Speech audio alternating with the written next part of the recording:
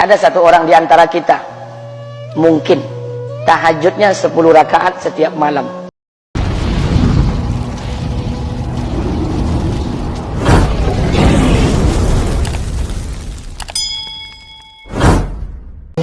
Duhanya 12 rakaat setiap pagi.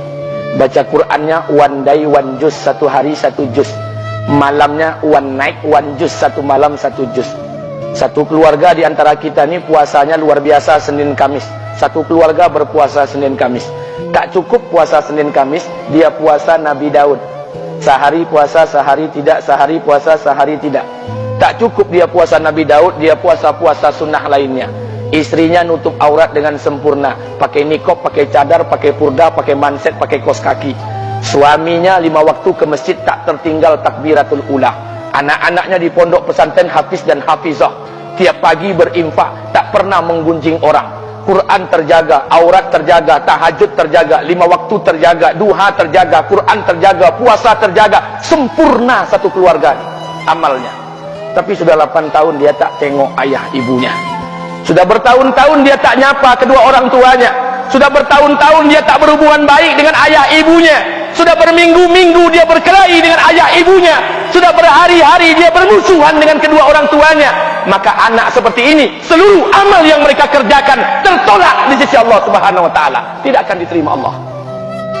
Sebaliknya, kalau ada di antara kita hari ini yang pandai melayani ayah ibunya, tidak ada uang ayah ibu dia kasih uang, tak ada rumah ayah ibu dia buatkan rumah, sakit ayah ibu dia bawa ke rumah sakit, dirawat ayah ibunya dia jaga, kotoran ayah ibunya dia bersihkan pakai tangannya sendiri. Ada di antara kita hari ini yang membersihkan kotoran ayah ibunya lebih dia nikmati daripada makanan yang ia sukai. Begitu luar biasanya dia melayani ayah ibunya, tapi dia tinggalkan salat, dia injak-injak perintah Allah, dia tinggalkan perintah Allah dengan mutlak. Maka kebaikan satu orang anak ini kepada ayah ibunya seluruhnya tidak diterima Allah Subhanahu wa taala. Atau jangan-jangan inilah yang menjadi penyebab amal kita tak diterima Allah. Atau jangan-jangan inilah yang menjadi penyebab amal kita tertolak di sisi Allah. Kita sholat juga, kita sujud juga, kita puasa juga, kita ngaji juga, kita dengarkan ceramah juga. Maka oleh karena itu, Pak, Bu, ayah kita tuh tinggal di kampung, ayah ibu tinggal di kampung sana. Terkadang ayah ibu kita tak sekolah, SD, SMP, SMA tak tamat. Dia sekolahkan kita SD, SMP, SMA, S1, S2, S3 dengan harapan hidup kita lebih baik daripada keadaan dia sekarang. Tapi apa yang membuat kita jarang untuk menjenguk mereka? Saya ingin sampaikan buat kita bersama. Ayah ibu kita tak tahu kita ni eselon 1, eselon 2, Pak. Ayah ibu kita tak tahu pangkat PNS kita 3A, 3B, 3C, 3D, 4A, 4B, 4C, 4D. Ayah ibu kita tak tahu kita ni public figure. Ayah ibu kita tak tahu dan tak mau tahu. Yang dia tahu kita ni anaknya. Ayah ibu kita tak tahu kita punya sawit berapa. Ayah ibu kita tak butuh mobil kita, dia tak butuh rumah kita, tapi yang dia butuhkan kita. Apa yang membuat kita jarang untuk menjenguk mereka? Tahun 2016 di Masjid Damai Langgeng, saya diundang ceramah di sana. Habis pulang ceramah, saya baca WA SMS. Ada seorang ustadz Pekanbaru kirimkan WA dengan saya. Saya baca 2 kali, air mata saya menetes. Kenapa? Karena WA itu berisi cerita satu orang ibu sedang menelpon anaknya. Ibunya nelpon anaknya. Assalamualaikum nak. Waalaikumsalam, kata anaknya. Kata ibunya, nak, sudah 1 bulan kau tak tengok ibu. Apa yang membuat engkau berhalangan, nak? Apakah kau sibuk dengan pekerjaanmu? Minggu yang kedua ibunya telpon lagi. Assalamualaikum nak. Kata anaknya, waalaikumsalam. Kata ibunya, nak, ibu dapat kabar apa engkau baru beli mobil baru. Apa betul, nak? Kata anaknya, betul bu. Kata ibunya, alhamdulillah nak, ibu bangga. Kau pandai menyenangkan hati anak istrimu.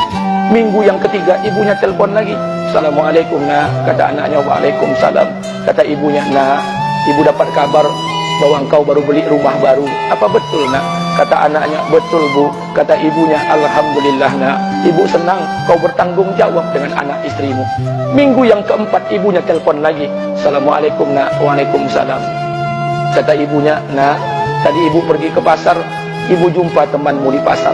Kata temanmu di pasar, temanmu banyak bercerita tentang kamu. Kata temanmu tadi, kamu baru beli anak anjing seharga 40 juta dari negeri Belanda. Apa betul nak? Kata anaknya, betul. Kata ibunya, nak, dengarkan pesan ibu untuk terakhir kalinya.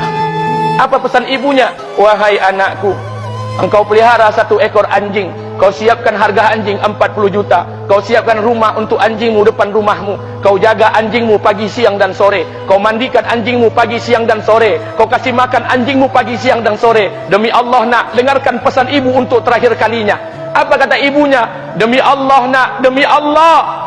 Kalau seandainya Allah menciptakan ibu, kalau seandainya Allah menciptakan ibu untuk yang kedua kali di muka bumi ini nak, demi Allah, ibu tak ingin terlahir sebagai manusia. Ibu ingin lahir sebagai seekor anjing, biar berada depan rumahmu dan melihat wajahmu setiap hari. Ibu kita tak butuh harta kita, Pak. Dia tak butuh uang kita, dia butuh kita.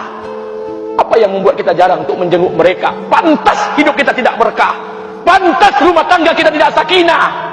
Karena hubungan dengan ayah ibu kita rusak selama ini. Masih ada kesempatan, masih.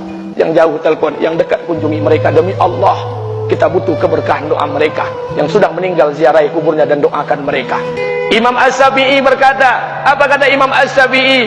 Manusia zalim, manusia bodoh, kalian tak tahu apabila ayah dan ibu kalian mengangkat tangan di malam hari, dia berdoa kepada Allah untuk anaknya. Doanya cuma sekali, malamnya cuma sekali, hanya sekali saja doanya.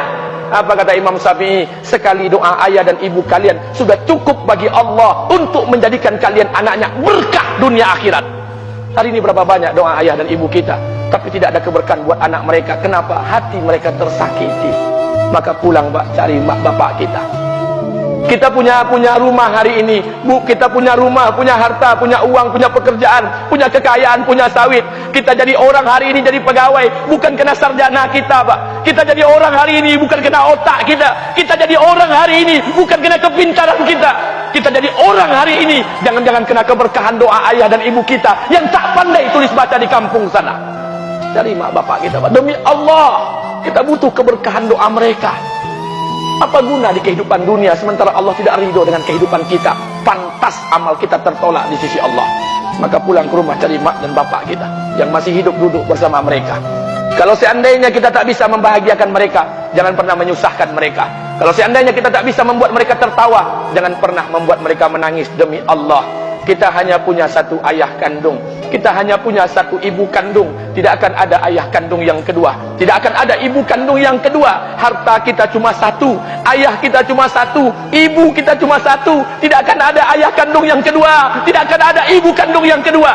Pangkat jabatan bisa dicari, harta bisa diraih, kesempatan membahagiakan ayah dan ibu kita hanya sekali di kehidupan dunia ini, Pak. Pulanglah. Ketika mereka memanggil, tinggalkan istri, tinggalkan pekerjaan, tinggalkan semua proyek kita.